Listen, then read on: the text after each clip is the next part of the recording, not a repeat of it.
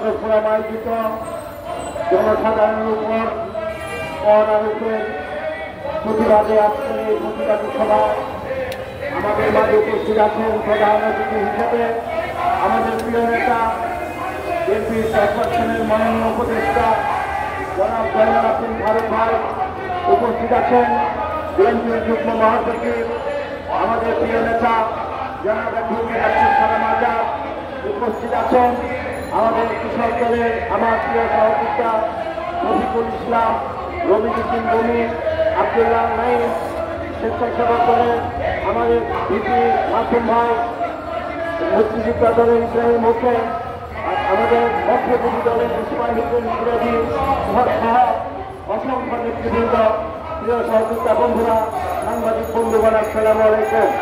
বক্তব্য বিস্তারিত করবো না, শুধু একটি কথা বলতে চাই।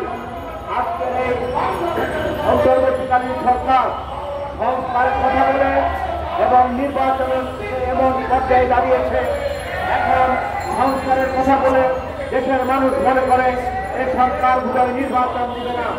নির্বাচনের কথা বলা হলে মানুষ মনে করে আমরা বোধহয় সংস্কার চাই না। আসলে কথাটা এমনটি নয়।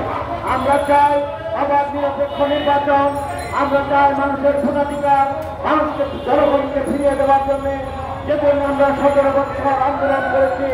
আজকে সুস্পষ্টভাবে বলতে চাই, আজকে একটি আবার সুষ্ঠু নির্বাচনই হচ্ছে সবচেয়ে বড় সংস্কার।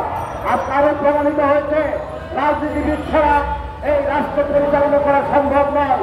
কারণ আমরা যদি শ্রীলঙ্কার দিকে তাকাই দেখা যাবে ধ্বংস বিধ্বস্ত পলায়ন পর সরকার তাদের রাষ্ট্রের গত 8 মাসে সেই দেশে স্বাভাবিক অবস্থায় ফিরে এসেছে।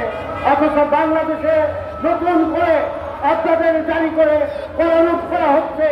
আমরা স্বাধীনতার পর দেখেছি সাধারণত প্রতি বছরের যে বাজেট সেই বাজেটের সময় করারূপ করা হয়, অফিসে কিন্তু অধ্যাদেশ জারি করে করারূপ করা হয়েছে।